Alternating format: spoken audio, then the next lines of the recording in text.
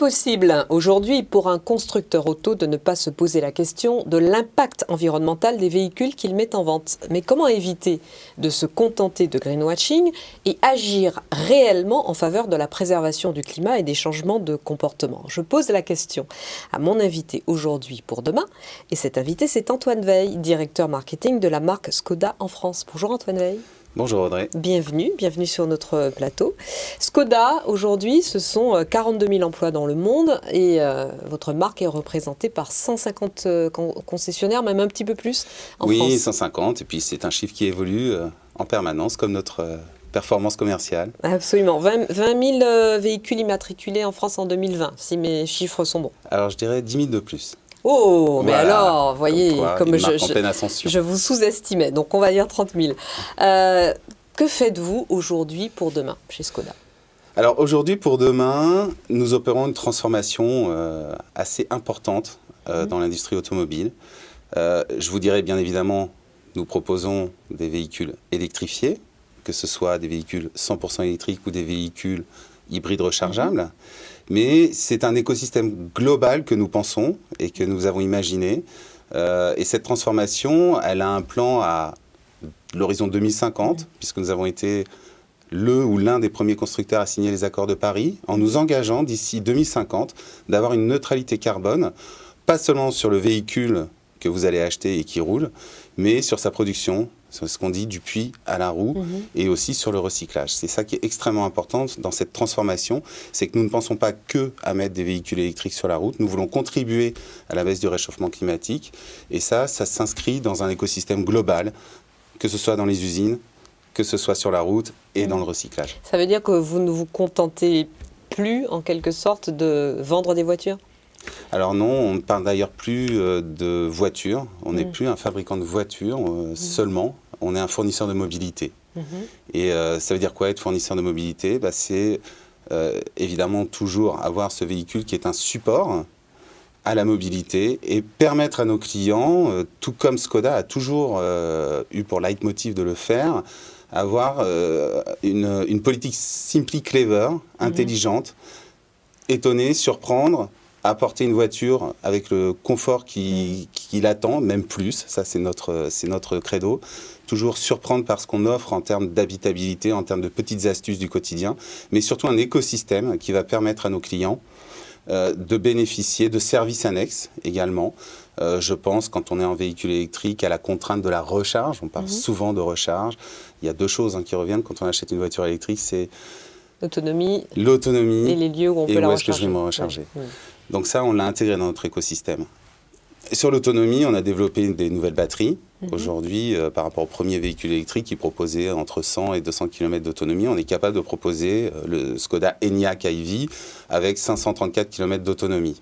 Donc on a déjà fait un pas et on va poursuivre cette évolution dans le temps. Et puis, à côté de cela, on propose des solutions de recharge.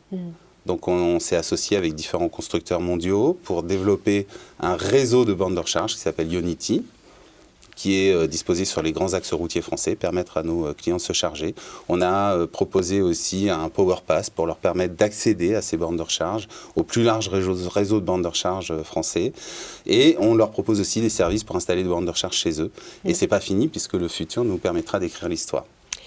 Est-ce que l'objectif, ça reste pour vous de vendre le maximum de voitures et de remplacer chaque véhicule thermique par un véhicule électrique? Parce que là, on ne va pas être d'accord tous les deux. Je ne pense pas qu'on ne soit pas d'accord.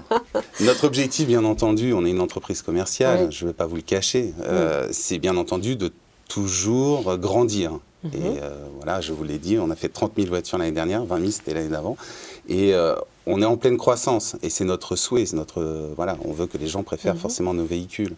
Demain, on ne va pas transformer 100% du parc en véhicules électriques 100%. Ça n'est pas possible. On ne peut pas du jour au lendemain dire à tout le monde acheter une voiture électrique.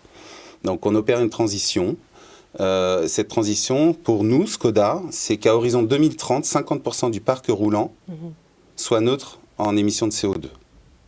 Oui, mais en fait, pardon, la question portait sur le fait que, est-ce que l'idée pour aujourd'hui, un constructeur auto, c'est que voilà, demain on soit dans un monde où on roule tout autant, mais avec des véhicules électriques, ou est-ce que vous vous posez la question de la réduction du véhicule individuel dans la part modale de la mobilité et du développement de déplacements en automobile, on va dire plus responsables au regard de l'urgence climatique. Je dirais que le consommateur va un petit peu aussi écrire l'histoire. Je veux dire, nous, on va s'adapter en permanence. Notre volonté, c'est de nous adapter aux besoins de consommation et de mobilité de nos clients. C'est sûr que demain, on a de nouveaux horizons qui vont s'écrire. Là, on vient de lancer un véhicule électrique. Nous allons en lancer au moins 3 d'ici 2030. On veut réduire, je vous l'ai dit, notre émission de CO2 avec nos véhicules de 50% à 2030, être complètement neutre en 2050. Mais on veut aussi parler de mobilité. Et la mobilité, ça veut dire quoi? Ça veut dire, avec les véhicules autonomes demain qui vont apparaître sur le marché, permettre aussi à quelqu'un de ne pas avoir sa propre voiture à domicile, mais avoir sa Skoda qui correspond aux besoins du moment. Je veux faire un long voyage avec la famille, avec un large chargement. Je vais faire venir un Enyaq qui sera autonome. Je veux une petite voiture citadine pour aller faire mes courses. J'aurai une petite voiture qui sera au pas de ma porte, quelque part. Et c'est ça notre objectif. C'est d'assurer la mobilité de demain, d'évoluer, d'avoir les outils. Ça passe d'abord par le véhicule électrique, bien évidemment, d'autres énergies alternatives qui viendront demain. Et puis, en attendant que demain, nous soyons 100% neutres en émissions de carbone, est-ce que vous allez me dire que vous continuez à vendre des véhicules thermiques? On continue d'améliorer l'efficience de nos véhicules thermiques. Et je peux vous dire qu'aujourd'hui, on vient de lancer la toute nouvelle Fabia, la petite citadine de la marque. Et elle a des émissions de CO2 qui sont comparables à certaines concurrentes qui sont en motorisation hybride. Donc voilà, on continue de travailler sur l'amélioration des performances de nos moteurs. Et ça, c'est extrêmement important. Je sais que vous faites des efforts, que vous avez même non seulement des efforts, mais que vous innovez sur la question des matières premières, par exemple. Et alors là, j'étais intéressée par le fait que vous utilisiez de la pulpe de betterave, notamment pour les équipements de vos véhicules. Mais comment on fait en sorte d'éviter un effet pervers qu'on a constaté, par exemple, au moment de l'expansion des agrocarburants, c'est-à-dire que finalement, de la surface agricole utilisable pour l'alimentation humaine et l'alimentation animale et in fine humaine soit utilisée pour des agrocarburants ou des matières premières qui servent à fabriquer des voitures. Alors oui, nous sommes en train de travailler sur des matériaux qui soient recyclés. Donc il faut recycler pour produire et utiliser la pulpe de betterave dont vous parlez. C'est finalement pas priver l'agriculture nourricière puisque nous utilisons la pulpe de betterave qui est le résidu de la production de sucre à partir des betteraves. Donc c'est trouver un usage au résidu de l'agriculture nourricière. Et c'est ça qui est extrêmement important de noter. Et on est aussi en train de travailler sur d'autres brevets à base de fibres de coco, à base d'enveloppes de riz, et tout ça pour créer des aménagements intérieurs de nos véhicules, des contreportes, des tissus. Là, sur l'Enyaq, dont je vous parlais tout à l'heure, qui est notre véhicule 100% électrique, on a des sièges qui sont pour 30% en laine 100% naturelle et pour 70% du reste des matériaux utilisés, ce sont des bouteilles de plastique recyclées. Donc on travaille sur le recyclage et sur l'économie circulaire et c'est extrêmement important de l'intégrer dans notre production. Alors il y a le recyclage et puis il y a le réemploi. Réutiliser des choses qui existent déjà, pas forcément pour les recycler, mais partager, voilà, faire passer, c'est typiquement pour la voiture quand on passe du neuf à l'occasion. Partager, réutiliser, donner. Est-ce que c'est un sujet sur lequel vous réfléchissez également? Aujourd'hui, dans l'automobile, on est capable de recycler à près de 90% un véhicule. Donc ça, c'est extrêmement important. Et on est engagé sur les filières de recyclage. Et ça, on ne peut pas passer à côté. Et c'est très important. Je vais prendre un autre exemple, puisqu'on parle de véhicules électriques, on parle de la voiture de demain. Les batteries. Les batteries, aujourd'hui, nous sommes capables de les recycler à 80%. Sachant que la réglementation, c'est 50%. Mais nous allons au-delà, nous sommes capables, avec nos prestataires, aujourd'hui, que nous utilisons, de recycler à 80% une batterie. On croit que ça n'est pas possible, mais si. On récupère tous les matériaux que compose la batterie. Il y a forcément toujours une petite part de résidus. On ne peut pas 100% recycler. Elle peut poser problème, justement. Elle peut poser problème. Mais on est capable de aussi réparer nos batteries. Elles ont été conçues pour ne pas jeter une batterie si on perd en autonomie. On est capable de remplacer des cellules. On est capable avec ces batteries de faire de l'équipement pour alimenter en énergie le tertiaire. Pourquoi pas demain avoir une batterie de voiture qui va aussi servir dans des zones blanches en électricité pour alimenter une maison. Donc je veux dire, quand je parle d'économie circulaire, c'est aussi tout ça. Et nos batteries sont recyclables plus qu'on ne l'imagine. Et ça, c'est extrêmement important de le noter.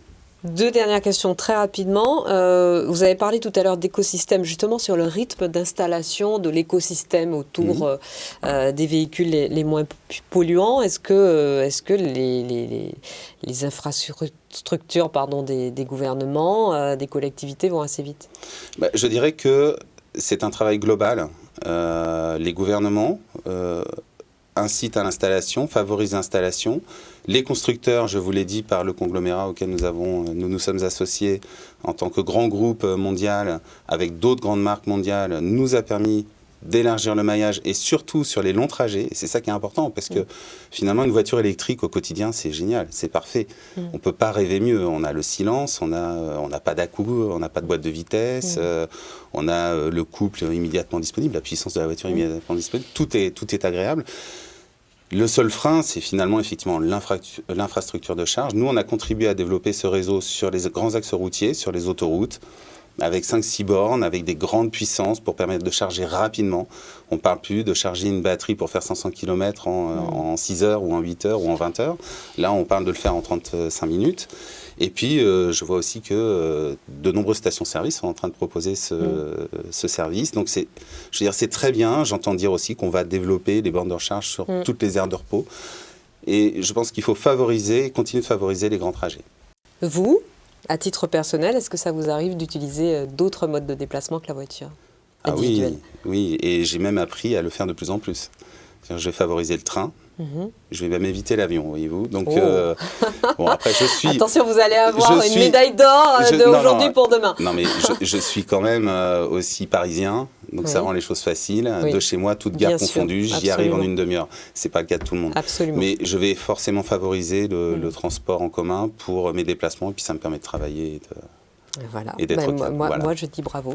Merci beaucoup d'avoir été notre invité. Merci. Au revoir.